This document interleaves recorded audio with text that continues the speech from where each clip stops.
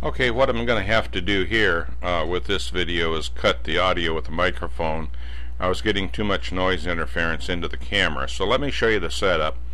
I have an 18X. I'm driving it with a 12 volt SLA.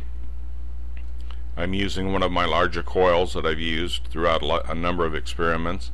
I have a 150 milliliter beaker filled with ordinary tap water.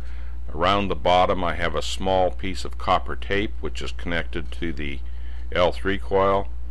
Here you can see a white LED with an AV plug showing that there's field out there to the left of the beaker.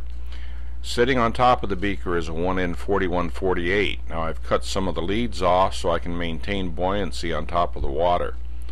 Also, you'll notice during the experiment that the water seems quite viscous. This is because of the charge structure that is now set up inside the beaker.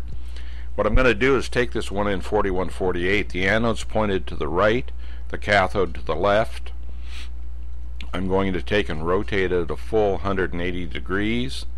This stick has a different charge on it, so it's easy to push that diode around. And if you look, you can see how viscous this water has actually become.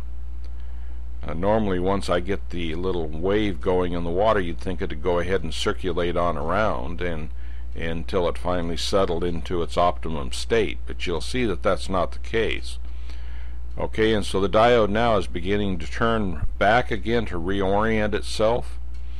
It's turning to the right. As it starts turning, it will pick up speed, reorienting the anode to the coil to the right and the cathode to the left, or near the bottom, about 7-8 o'clock. You can see the speed picked up on it, and as it gets closer to orientation, it will actually come to an abrupt stop. And if you want to see that again, we'll go ahead and we'll reorient this 1N4148 about 90 degrees off center. There's no sense in wasting our time watching it come a full 180. Okay, we can take now and watch it coming back. And you can see it moving back into position.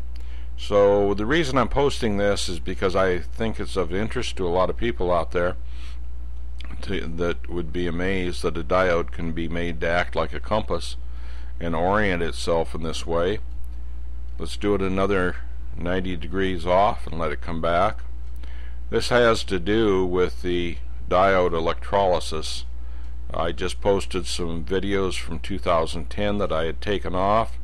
They're back up here again, and this goes along with it, so I thought I would throw it in with the rest of them.